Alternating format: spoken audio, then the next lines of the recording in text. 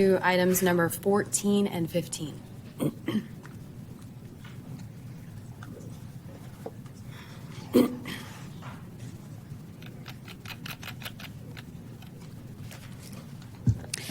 Maureen Meredith, Planning Department. Item number 14 is Plan Amendment NPA 2023-0020.01. Property address is 4201 South Congress Avenue. It is within the South Congress Combined Neighborhood Planning Area. The request is to change the future land use map from industry to mixed-use land use. It is recommended by staff.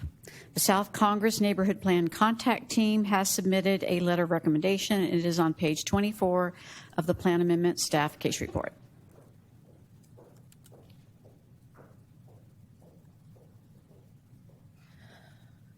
Good evening, Commissioners. Nancy Estrada with the Planning Department. This is item 15 on your agenda, case C14, 2023-0043, 4201 South Congress. The property is located at 4201 South Congress Avenue. It is currently zoned LINP and LICONP, and the applicant is requesting CSMU-VNP. The subject rezoning area is located at the intersection of South Congress Avenue and Industrial Boulevard, just south of Ben White. It is approximately 5.5 acres and is currently developed with one large industrial warehouse and two smaller commercial buildings that are partially occupied. It's currently zoned LINP with a small portion of the site along the eastern boundary that is zoned LICONP. The applicant is requesting to rezone the property to CSMU-VNP, and they are proposing adaptive reuse of the larger existing industrial building in order to redevelop it into smaller buildings of office, restaurant, and retail use with the option of including residential. There is a planned urban trail adjacent to this site, and access to the urban trail is proposed from the redeveloped buildings being used for the office, restaurant, and retail spaces. Staff is recommending CSMU-VCONP, combining district zoning.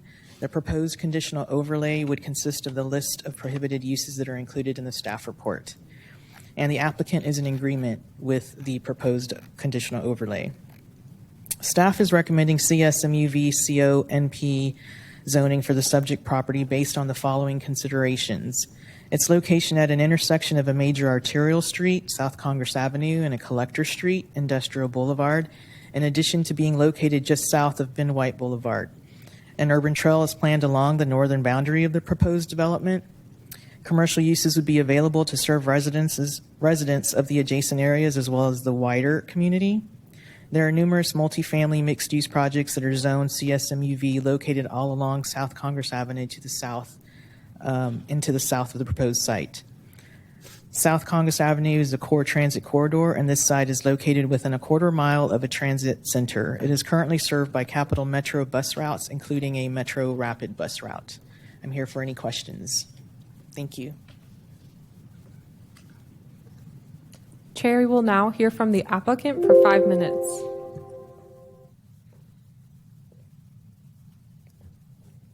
Good evening, Commissioners. Ferris Clements with Armbrust and Brown on behalf of the applicant. We're here today requesting an amendment on the future land use map on a small portion of the property located at 4201 South Congress from industry to mixed use, and also request a rezoning of the entire property from limited industrial neighborhood plan to CSV-MU-CONP. VMU zoning, which, as you all know, allows access to the VMU density bonus program. This is already widely used in the South Congress corridor, including many properties around us. Approving VMU for our side is fully precedented and will better align with the city's policy vision for its corridors. We've had multiple Zoom meetings with the South Congress Combined Neighborhood Group contact team since our submittal in February. Can we have the next slide? Let's see. Here we are. We had a postponement on September 26th, and we've had 5 Zoom meetings with the contact team since then to discuss a formal agreement to address certain neighborhood concerns. We've unfortunately reached an impasse on that document, and have not gotten to an agreement on that. This property, next slide. This property is located at 4201 South Congress. This is just one block south of Ben White. Again, this consists of 5.5 acres. It's currently used for warehouse and retail uses. It's located on an Imagine Austin corridor, and it's on a light rail line, which is subject to the heightened affordability standards if the V component is utilized. Next slide. This case is proposing, as I said, to revise the FLUM from industry to mixed use, and as you can see from this picture, about 90% of our site already is for mixed use. We're looking to revise about 10% of it. The city originally adopted these FLUM designations as part of the South Congress Combined Neighborhood Plan about 2 decades ago, and since then, the city's needs have grown and evolved, which has made FLUM amendments like this necessary to keep the neighborhood plan up to date. Next slide. As you can see here, this gives a little more zoning context for the property. We're mainly surrounded by other corridor properties with CSMU zoning, as well as LIPDA. Note that unlike other LIPDA cases y'all have seen here recently, we're just looking to do the base CSMUV zoning.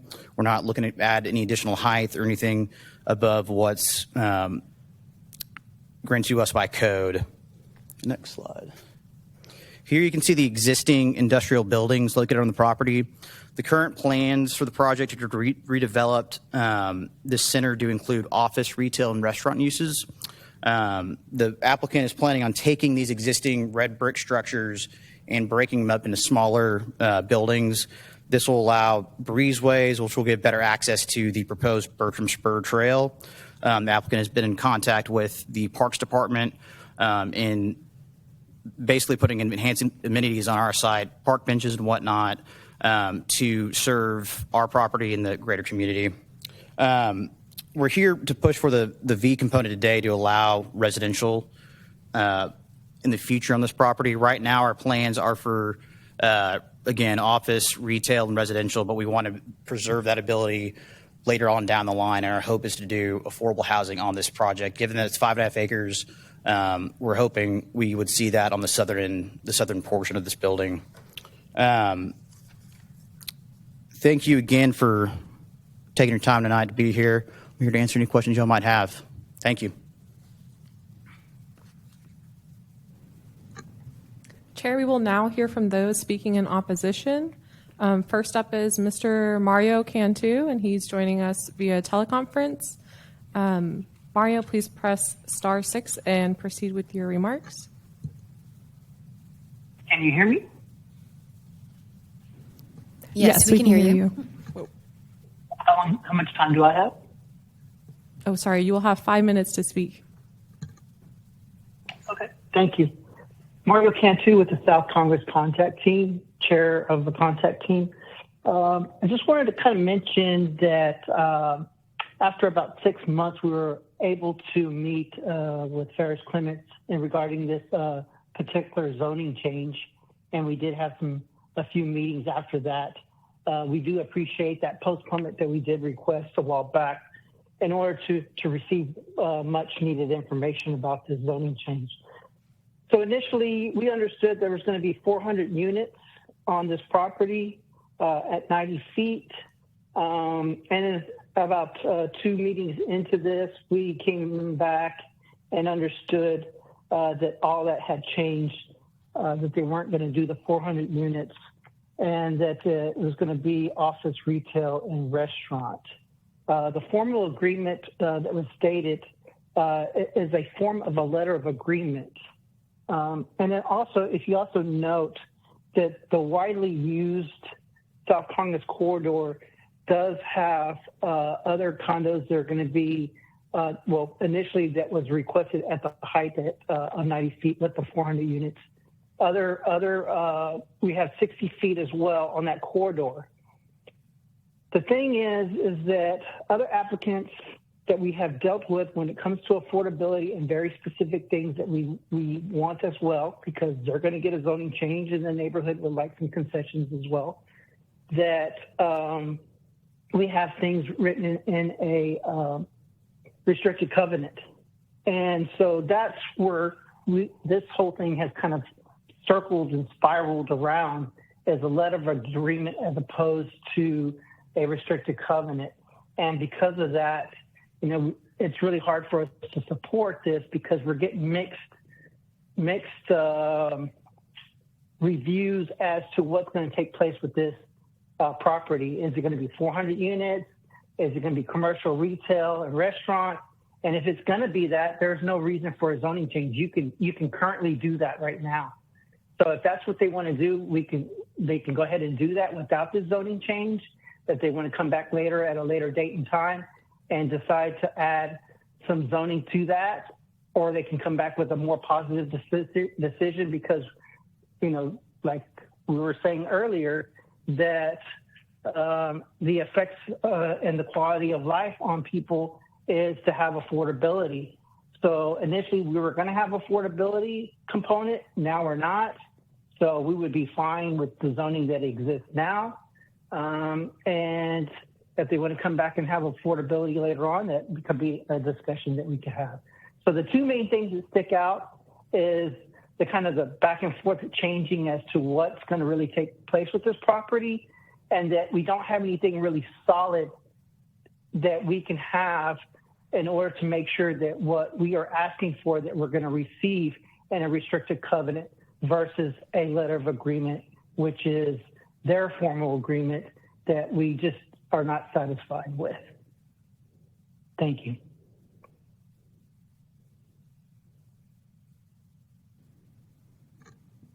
Thank you, and we will now hear from Ray Collins. Ray, you will have 3 minutes to speak.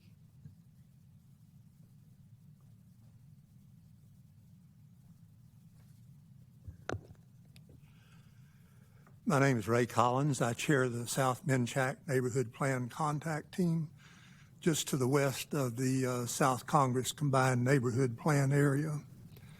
I'm speaking in support of my neighbor's decision to oppose this zoning change without an agreement on a restrictive covenant. Over the years, I've observed them successfully negotiate restrictive covenants on East St. Elmo and along the east side of South Congress, and now we have an outlier developer, Redcar, who will thus far only offer a letter of agreement. Since they initially wanted zoning for 400 rental units and have now changed their request to commercial, retail, and restaurant, their intent for this property is called into question and requires the commitment from them of a restrictive covenant. In addition, my purpose tonight as chair of the contact team, our contact team, is also to highlight to this commission the relatedness of item 15 and item 21 on your consent agenda earlier. You will find in our Exhibit A of our postponement request that we seek community benefits for Lirios Pediatrics, which offices at 4201 South Congress.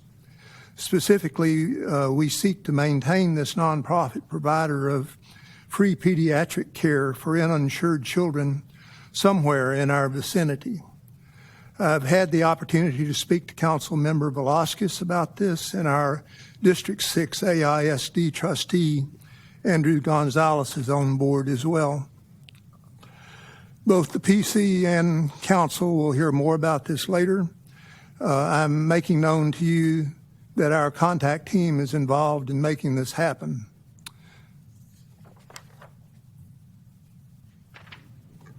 Thank you. Thank you, and we will now hear from the applicant for a 3-minute rebuttal. Ferris, Clements on behalf of the applicant. Again, we're here to discuss just the zoning for this case. Many of the neighborhood's concerns involve site plan related questions. We proposed a letter of agreement which had enforcement mechanisms for the neighborhood group to enforce that document. It included also commitments from us for enhanced amenities for the Bertram Spur, for sidewalks, and some donations. Again, we unfortunately were at an impasse as far as the letter of agreement versus a public restricted covenant. My client preferred this letter of agreement rather than that restricted covenant, and that's why we're here today. This case has been postponed many times, and we spend a lot of time and effort discussing this with the neighborhood group, and we want to push forward to City Council on this one. Thank you. Chair, that concludes the speakers on this item. Okay. Is there a motion to close the public hearing? Commissioner Zara, second by Commissioner Woods. Any opposed? Okay. Let's move on to our Q&A. Reminder, we're going back to our normal 8 at 5. So first question. Commissioner Woods?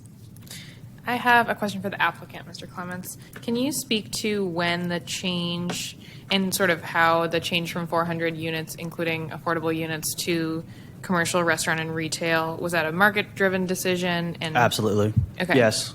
And when did that change occur on your end? This happened at the end of September. I believe September 26th was the date, and we let the neighborhood group know of our changes in plans. And again, the goal for this project is not, we're wanting to do residential in the future. Just at this phase of this, we're looking to focus on the retail, the office, and all the commercial on it first. But again, we want to have the ability to do this in the future. And so the zoning change only is to allow for the possibility of future residential. The office, retail, restaurant, and commercial could all be built under the existing zoning. Correct. And again, the future land use map for this site is for mixed use. And with that LI zoning, that does not permit any type of residential in there. That's why we're looking at changes from LI to CSMU and also have that V on there to participate in the affordable housing in the future of that program. Hopefully it'll be some form of VMU2 in the future. But again, that's to be seen. In the agreement that y'all have come to with the neighborhood group, does the neighborhood have any comfort that that agreement will remain in place if the site is sold? Are there any plans to sell the site? No, the owner is also the developer for the site, but there is a provision in the agreement that would have the new owner, if that ever came to be, which is not going to be the case, but we'll have them assume the document. Okay, and then with my remaining time, I'd love to ask a couple of questions of Mr. Cantu if he's still available.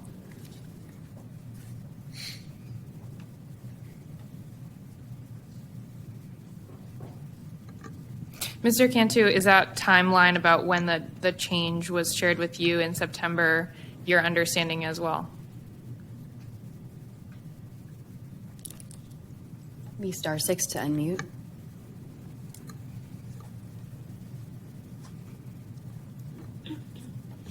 Mr. Cantu, please press *6 to unmute yourself. Yeah.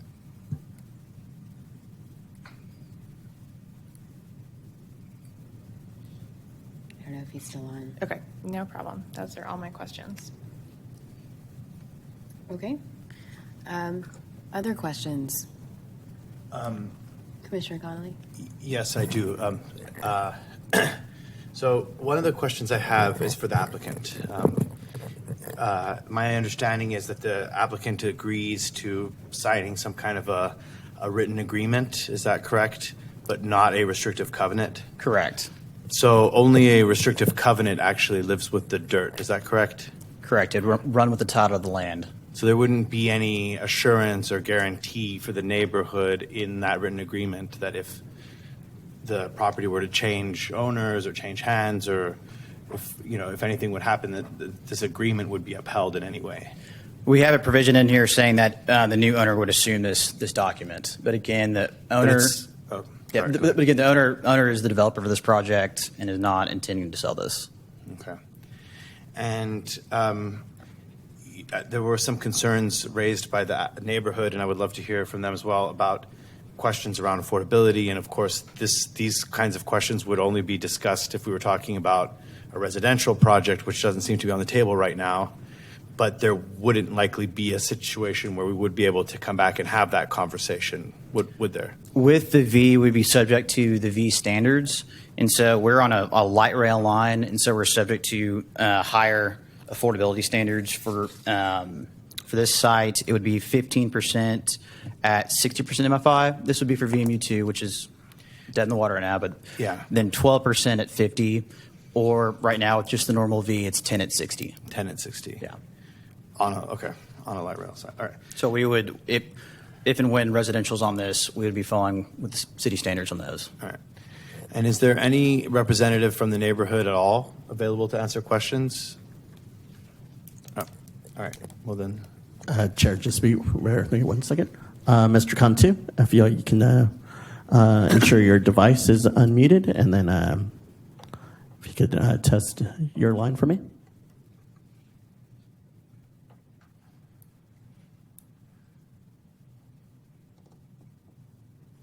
So, Mr. Cantu, I see you just muted yourself, so select *6.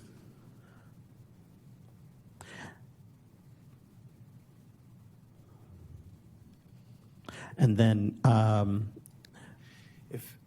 if Mr. Conte, if you'll just call back in, we can try that as well. Mr. Collins is here as well from the neighborhood. I don't know if Mr. Collins is prepared to speak for the neighborhood or if that is only Mr. Cantu, but I'm just curious if hearing any of this, you have any response or reaction to what was said. Sorry to make you get up and walk back to the podium.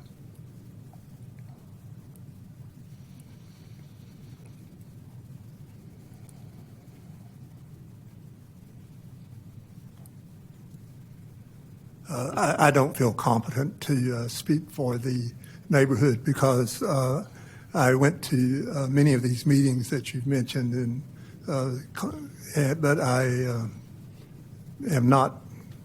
It really needs to be Mario, not me. Okay, I appreciate that. So sorry to, thank you. Those are all my questions. Okay. Is Mr. Cantu available at all? Chair, he hasn't dialed back in just yet. Okay. We'll move on to another question.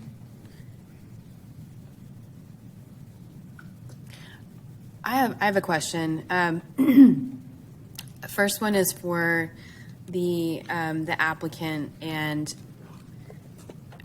I think this has been asked, but just to be really, really clear, there's the proposed letter of agreement. Why isn't the client wanting to do even a private restrictive covenant like the neighborhood is asking? So that private restrictive covenant that's been asked for, that's recorded with the land, and that's just something that my client's not agreeable to doing. With a recorded document like that, especially when you're looking to get a construction loan, that raises issues of getting estoppel certificates, which can prolong the process and potentially blow up a deal.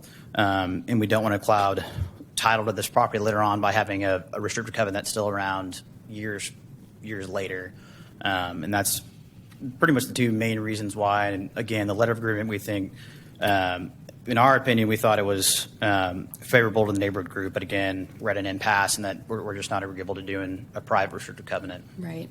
I had asked a question to staff about the differences, just to be really clear, and received a good explanation about that. But the letter of agreement, at least from what law came back with, it is a weaker mechanism, at least from the neighborhood's perspective of how they can protect the interests there. So in your experience doing land development, have you seen a private restrictive covenant blow up a deal at the end? I haven't heard of that. I'm fairly young, so I have not personally, but there are plenty of examples out there, and I know my firm will have plenty of them. But again, just to kind of take a step backwards too, we're still at an impasse with other various provisions that would be in an RC or a letter of agreement. The neighborhood wanted some height and affordability standards, and we let them know that we would be following the V standards.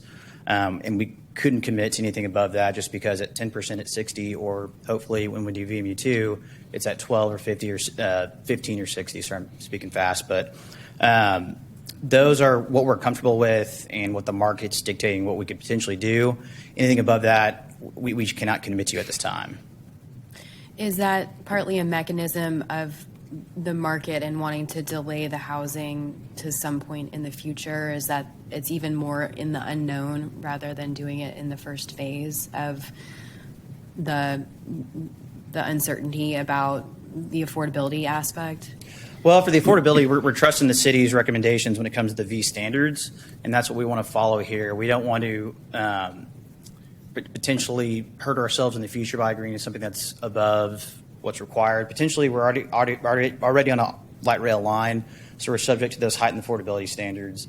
Other developments in this area, particularly on industrial, they're not subject to those heightened standards. So this one's a little bit different in that we would have to have more affordable housing if we were to tap into that V standard. Okay. And I have a question for staff around the affordability aspect. So if you could explain it to me like I'm 5. I know the ruling was signed today about VMU2, so that's currently off the table. Correct? But we still have the V option. We have the V, which is 10% at 60. 10% at 60. How does the location on the light rail line, is that in addition to, like, explain to that piece of affordability to me? So if it is located on a light rail line, the ordinance basically then has a requirement for affordability. As Mr. Clements mentioned, it would be 15% at 60% of MFI. And that's per the ordinance. And I believe there would be a minimum of 12% of the residential units within a VMU are reserved as affordable at 50%. So there's the two options, 15% at 60 or 12% at 50. And so it would be those requirements. And that's required regardless whether they have the V or not? That's if they're along the rail line. Okay. So that he is correct in saying the heightened affordability. So it seems like just by location alone, they're going to be, they have the option of the 10 or the 15. Correct. Should they opt into that program, then that would be, those would be the requirements. They have to opt into the program with the light rail adjacency?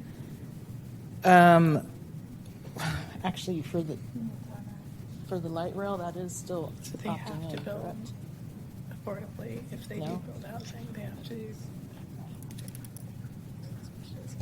I just want to, before I answer, make sure that is as far as. And I'm almost out of time. Let me get the answer really quick. Okay. Chair, Commissioner Liaison Andvera, and this time if I could try and test with Mr. Cantu. Okay. All right, Mr. Cantu, if you could test your line for me, please.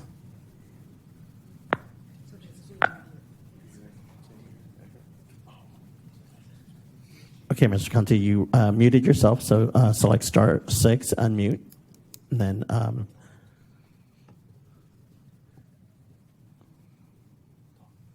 if you'll say your name for me, please. Can you hear me now? Perfect. Thank you so much. This is Mario Cantu. Thank you, Mr. Cantu. Yes. Go ahead, Commissioner.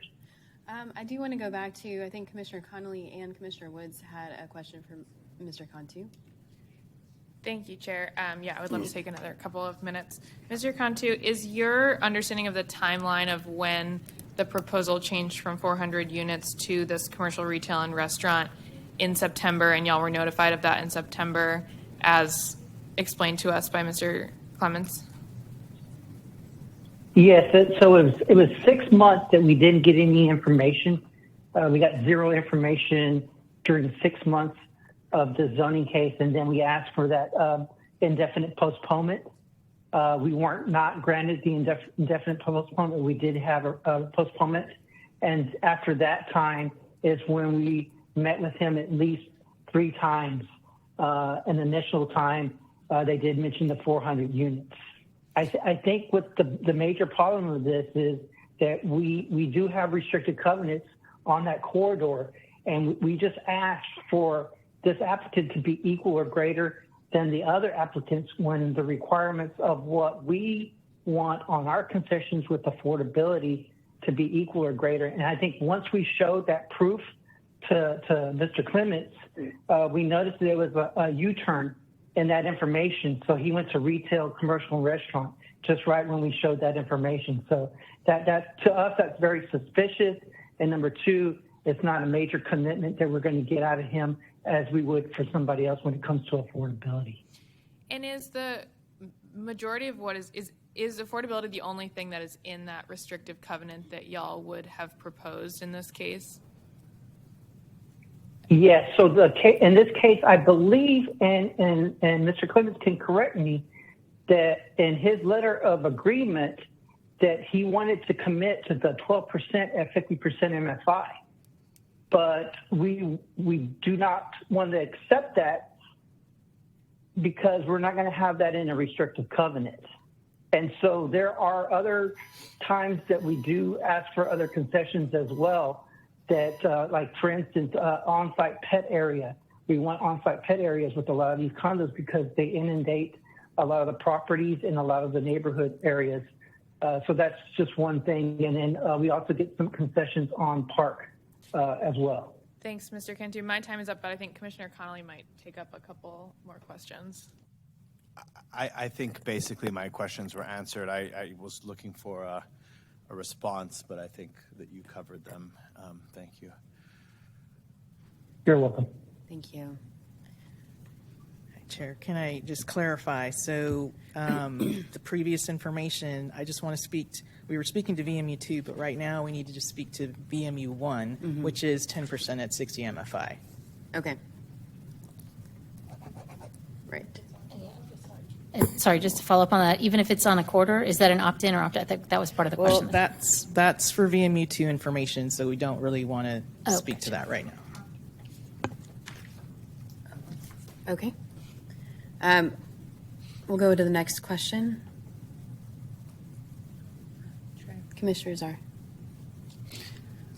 Sorry, staff. I feel like we're asking a lot of questions on the VMU, and I'm just talking about VMU1. I understand what sort of has already been said. And Mr. Clements, hopefully you can correct me this as well. Y'all have sort of said 60% MFI, and I just want to make sure your understanding is correct that the affordability level under the regular VMU program would be 60% MFI, not 80. 60 at 10 is my understanding. Got it. And staff, I'll ask this sort of the same question for you because one of the challenges that we have is, if I remember correctly, that if a neighborhood opted in at 60, they would do 60. But if there was no opt-in, then it becomes 80% MFI. I don't know if staff has a response to that. And I'll give you all a moment to think about that. Sorry. Yes, Joy Harden, the Planning Department. I am reviewing this ordinance. You're right, some is 10% at 80 and some is 10% at 60. I'm reviewing that to make sure this falls under the 10% at 60. So if you can give me some time. But I know what your question is. I'm just not quite sure of the answer. Sure, I appreciate that. Chair, I'm willing to pause my questioning and come back. Okay. Other questions? Yes, Commissioner I have Shaw. a question. This is for staff. Sorry. VMU2, I know it's not in place, the courts, but if was the only way you could use VMU2, did you have to have a be VMU eligible? Did you have to be in the zoning to be able to use VMU2? You could rezone to, so either one. You could have V in your zoning string or you could rezone to the V. So you'd have to go through a this- rezoning. Yes. Okay. So either one. Okay. So prior to this applicant is rezoning to V. So 2 weeks ago, they would have the option to do one or two. Okay, thank you. That's all I have. Okay, we have a few more spots for questions. Commissioner Maxwell. I have a couple of questions for the applicant. So obviously, we've been discussing affordable housing, but I was curious if you could speak to some of the benefits you're expecting to see given the commercial mixed use is specifically related to transit and sort of access, non-car access, considering we're trying to build that up as a transit corridor. Yes. And I was curious if your client had thought through that aspect of what they would be bringing to the neighborhood in terms of non-housing amenities. Yes, thank you for the question. So we're taking that existing warehouse that's there right now. It's a red brick building, and we're going to break it into smaller buildings. That will be for office, retail, and restaurant use. Right now, I don't believe there's any restaurants in that project at all. So that's going to be one benefit, is going to be having hopefully multiple restaurants in there. The big thing, too, here is connecting to the Bertram Spur. This is one of the reasons why my client purchased this, is to have access to that. We're wanting to connect our project with that. to provide walkability and for our tenants and anybody using our project to be able to access that via our project.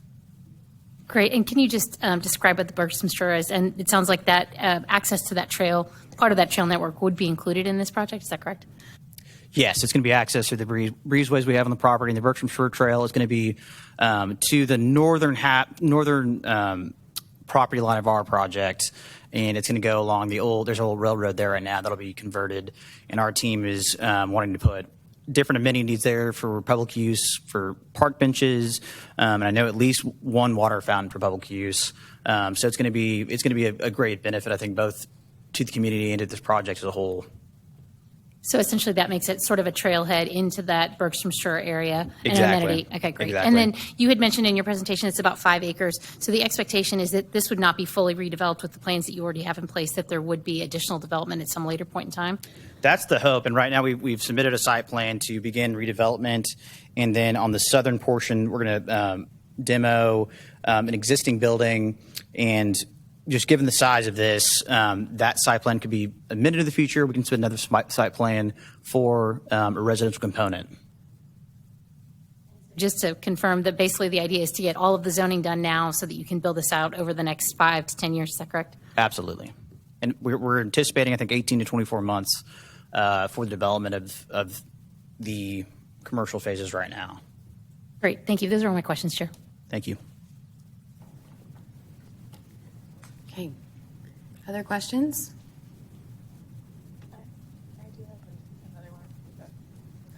Well, let's see. Commissioner Mushtaller, Commissioner Cox, do you have any questions? I want to make sure before we start repeating. Okay. No, thank you. I was waiting to see if we were ready to entertain motions. Commissioner Woods, or Can I clarify Commissioner Shaw's question? So we have reviewed the VMU ordinance, and based on where this site is located and how it is called out in the ordinance, the area, the affordability requirements do say 10% at 80% MFI for owner occupied and 10% at 60% MFI for rental units. I appreciate that, Chair. Sorry, Commissioner.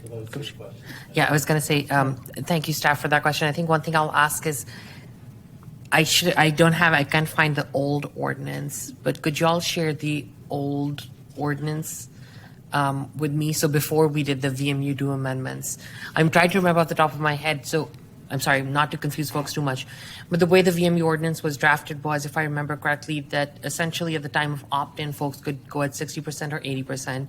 Some neighborhoods chose 60, some neighborhoods chose 80. In addition, it said if you rezoned afterwards, you went at 80% MFI. That is my memory, and we fixed that when we did the VMU2 ordinance. And so I just cannot find the old draft ordinance, and I cannot remember off the top of my head if I'm correct or if I'm wrong. You absolutely said that correctly. I will look for the old ordinance for you, but you couldn't have said it any better. So yes, everything you said is correct. When you opted in, the neighborhood gets to do 60% or 80% as you stated. I was just reminded, but you're exactly correct. 10% at 60 or 10% at 80. The neighborhood could decide. This is not an opt-in, as you know, but we are referring to the newer ordinance, and this property is outlined, and that's why it's 10% at 60. Not an opt-in, but per the more recent ordinance that you just said that y'all. I appreciate that, Ms. Harden. Yes. And so just so my fellow commissioners sort of understand that, just to remind you all, so what we're saying right now is with the VMU2, so when we did the VMU2 changes, we did the changes related to the VMU2 program, but we also made changes to the VMU1 program. One of this was to standardize the affordability at 60% MFI, no housing choice voucher discrimination, tenant right to organize, and some other elements that have been put in as a part of that. And if you all remember, my fellow commissioners who were there at the time, that was something we specifically as commissioners pushed forward to council. We actually initiated the change. So with the VMU2 ordinance gone, it goes back to that 10% at 80, with the caveat and understanding that at this point we don't have any other zoning tools to ask for anything else. That is indeed what is in the code today. So we have to vote along with what the code is. Okay. Commissioner Woods. Thank you for that clarification. Mr. Clements, I'm sorry, I have one more question for you. And I don't want to be flippant about the amount of time or money required in the rezoning process, but was there any consideration given to proceeding under the existing zoning with the commercial development and then coming back to add the V when you're ready for adding the residential, so that we have kind of all a better understanding and the neighborhood has a better understanding of what tools are available and what the future of VMU looks like given the change that we just saw yesterday? Well, obviously the change yesterday, that was, news to everyone, which was unfortunate. But no, the purpose of doing this zoning case was to allow the ability to do residential. With it right now, with the LI, you can't do any residential at all. We're looking ahead towards the future. That's why we submitted this. We would like to press on with this. We're not looking to do an LIPDA where we're setting our own standards or whatnot, but we're looking to stay within the confines of the CSMUV standards. We think based off where the site's located and everything around us, it fits with the neighborhood group. And we're hoping that if we can get the V now, that it's going to save us time in the future if and when we're ready to put residential in that, most likely the southern end portion of our site. Thank you. All right. We have one more spot, or we can entertain a motion.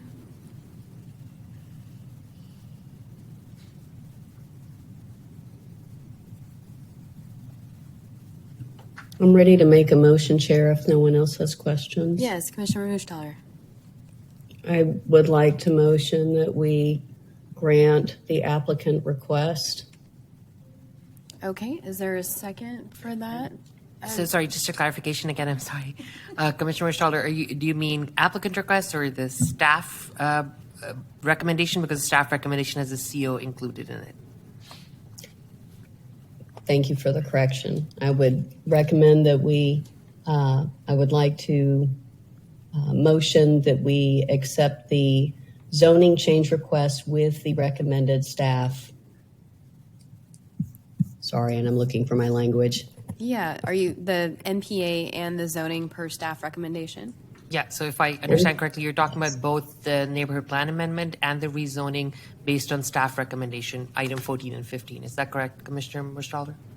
Correct. NPA and zoning per staff recommendation. Mm-hmm. Is there a second on that? Commissioner Maxwell. Okay, Commissioner Mustaller, would you like to speak to your motion?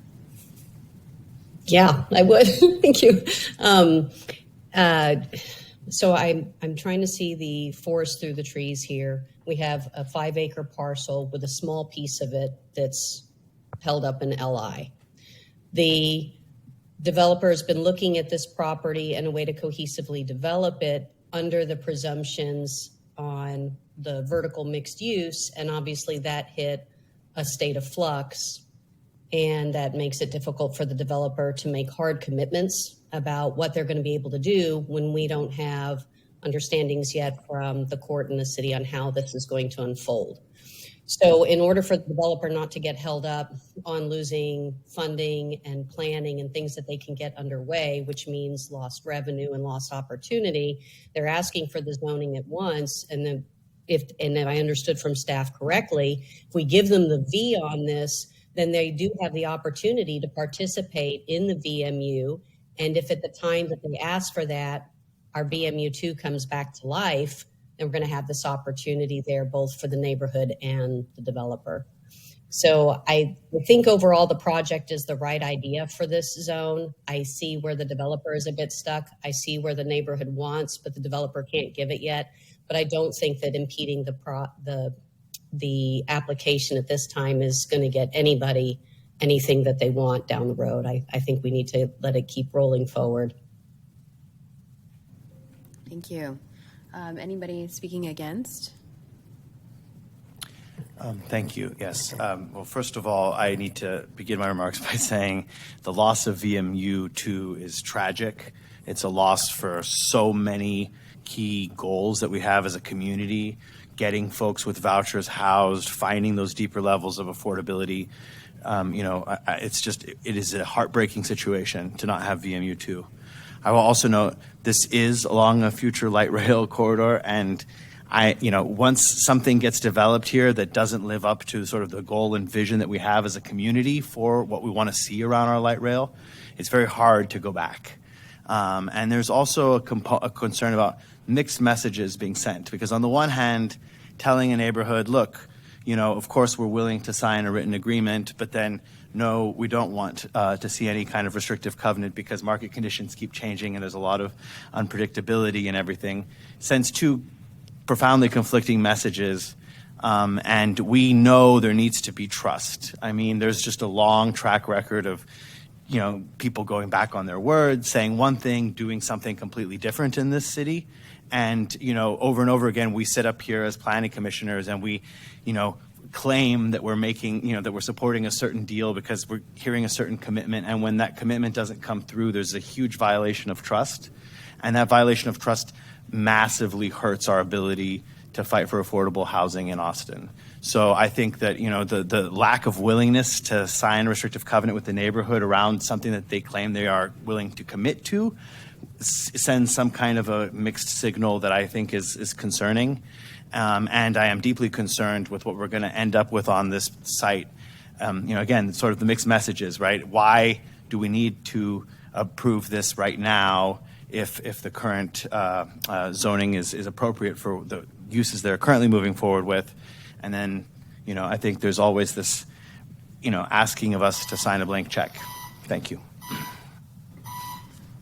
Thank you. Those speaking for? Mr. Shaw?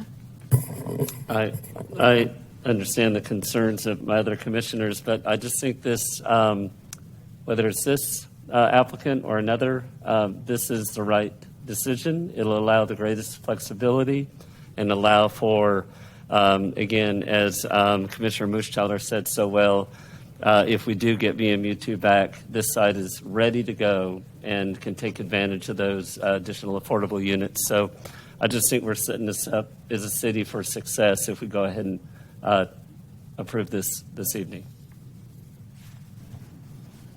Anyone speaking against? Commissioner Phillips.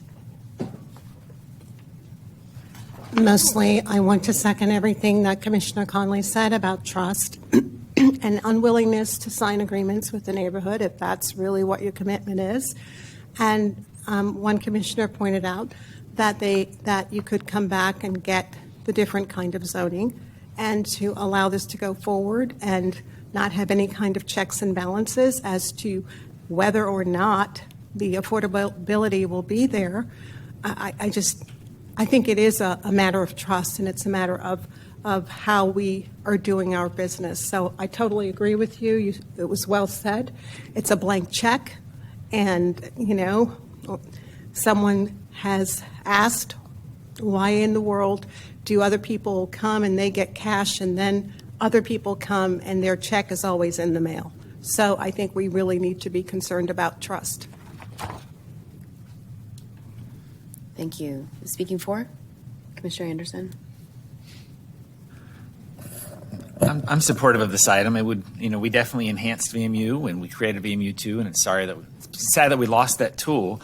But I don't want to hold this case or other cases hostage. Let's pass this, and then let's get to work as a body and hopefully pass VMU2 even better. Let's do VMU3. And let's hope the courts stop overturning all of our ordinances. Okay, last spot speaking against, Commissioner Cox. I'm actually going to abstain. I think everyone is saying really, really good points, but the reason why I don't want to give this a green light or a red light is really, I think, what Commissioner Woods had brought up in her line of questioning. From what I heard, the applicant can do what they want to right now without getting this zoning. And I have a lot of reservations about granting zoning without a real concrete project or interest behind it. Because I think we start to kind of seep into this weird territory where we could just have a whole lot of speculative zoning, seeing how much entitlements people can get in order to flip a piece of property at maximum profit. And I don't think we should be in the business of doing that. I don't think that's necessarily the case here, but I just have a lot of reservations about granting zoning when the applicant's kind of telling us that they may not actually need it. So that's why I'm going to abstain from this. All right, thank you everybody for your comments. Let's go ahead and take a vote. So this is the motion made by Commissioner Muschtaller and seconded by Commissioner Maxwell to grant staff recommendation on both the NPA and the rezoning. So on the dais, all those in favor? That's 6. Online, those in favor? 2. Okay. On the dais, those against? Okay. And virtually, those against? Abstain. So 2 abstain. Okay, so that's, help me out with the count. 8, 2, 1. Okay, so that, Actually, that, 8-1-2. Sorry, 8-1-2, because there's 1 against and 2 abstentions. yes, So, thank 8-1. you. Commissioner Phillips voting against, and Commissioner Connolly and Commissioner Cox voting abstaining. Thank you, everybody, for that, and we will, does anybody need a break? It's 8:15. We have another set of discussion cases. I'm seeing yes. So let's take a 5-minute recess, and we will see you back at 8:19. We have our quorum. Let's go ahead and get started. If you want to start filing back in.